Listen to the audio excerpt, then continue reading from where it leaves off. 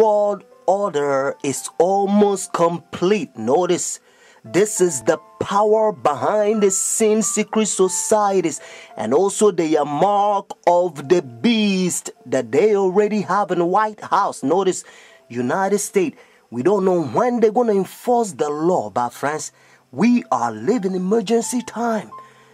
Today you're going to find out the power, and you're also going to know the mark of the beast so that you can escape, because the Bible places a fearful curse for those who receive the mark of the beast. So watch this. Thank you so much. It's a great honor for me. Thank you so much.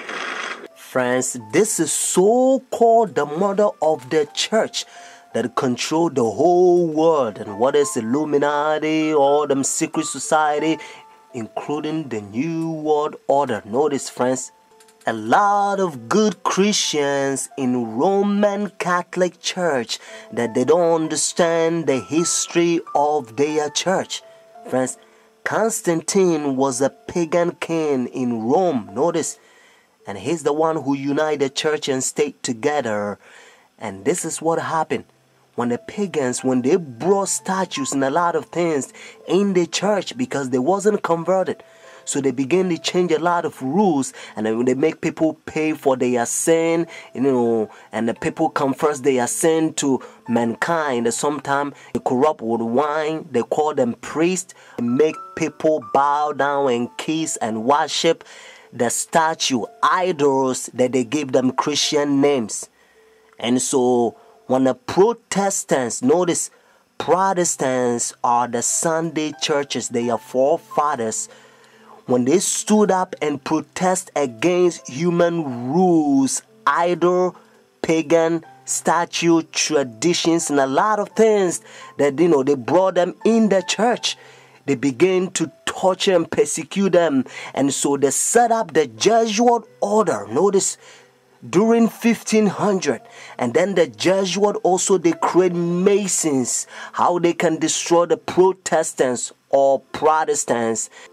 And now they have all kinds of groups, because they create one group and they create another, what is a Skull and Bones or whatever groups that you might call it. I don't have to mention all of them, their names, but notice, and now they control the whole world, the New World Order. They walk smooth, they pretend like they are Christians, but their heart is not converted. And their Jesuit order also infiltrate politics. Notice, and they also set up democracy and United Nations, how they can control the whole world, the New World Order. Friends, and they're fooling the world because they make different groups, notice, and they make them play games like who's going to win and who's going to lose. But unfortunately, friends, if you're not part of secret societies, you're not allowed to become a president. And now they join the whole world money. That's why the whole world is in a financial crisis. Notice, friends. And just in case you went out and you think, well, maybe United States, we go to war in Iraq and different country. That's why we run out of money, friends. You have to ask yourself another question. If we cut money, notice, why are we going to run out of money? Do we need a diamond, gold to cut money? We don't. We live in a high-tech world, friends. Why we don't run out of technologies? Friends, even if the United States go to war, that's why we run out of money. Why every country also own money, friends?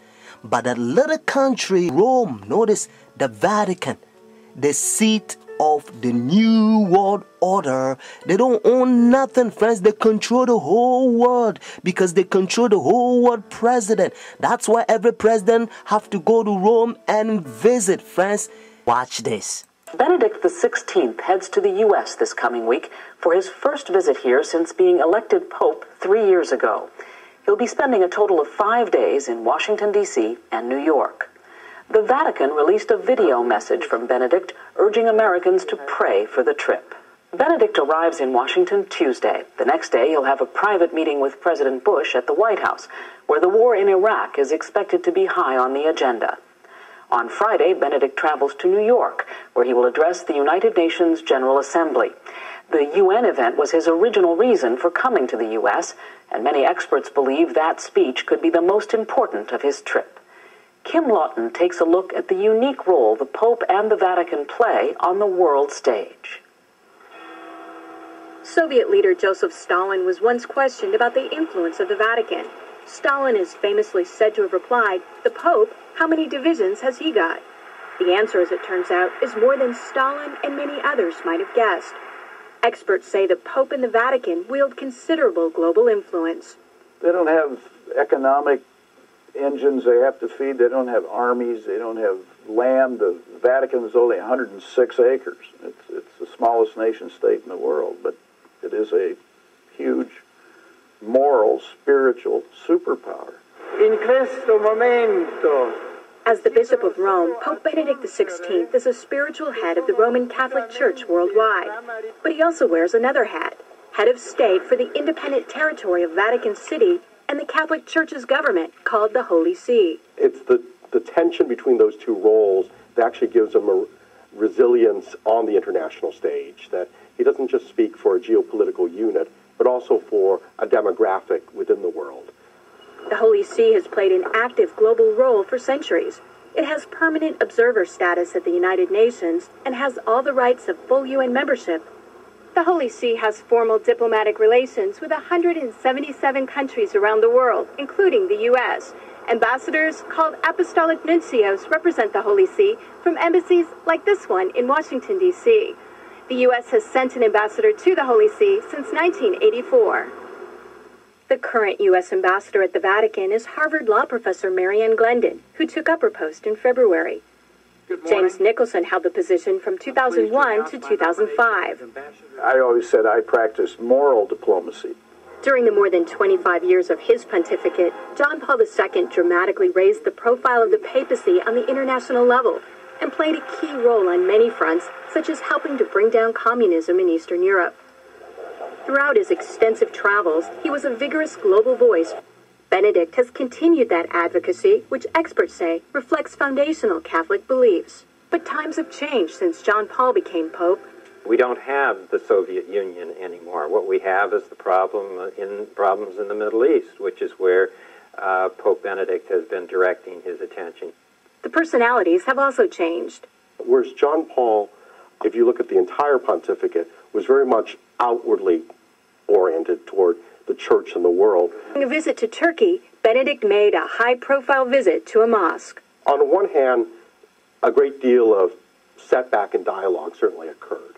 On the other hand, after the initial setback, a number of moderate Muslim scholars actually wrote to the Pope, 138 of them, and said, well, we have some differences clearly, but now that they're highlighted, maybe we should engage in a dialogue. And so a process of dialogue has begun. But Benedict again generated controversy in the Islamic world on the Saturday before Easter, when he baptized a prominent Muslim journalist at a service in St. Peter's Basilica. It could have occurred anywhere. The parish priest could have done it very quietly, discreetly. But I think the Pope chose to do it himself. The Iraq War has been another foreign policy challenge, beginning with John Paul's papacy. He's also been quietly working to establish relations, something that was not possible during the last papacy, largely because of John Paul's role in the fall of communism in Poland. The Chinese obviously didn't want John Paul II running around China doing the same thing. Most of the time, in places around the world, Vatican diplomats work outside the spotlight, where experts say they often have an advantage. Some question how much government leaders of today truly listen to what the Pope has to say. And that, observers say, is a moral authority that can't be measured by economic strength or military divisions. A moral authority Benedict hopes to draw upon when meeting with U.S. officials and speaking before the United Nations. I'm Kim Lawton in Washington. You came from the conference Heiligendamm. I did, your old country. Yes. And it was successful. Successful, you have some decisions. It's not so easy with all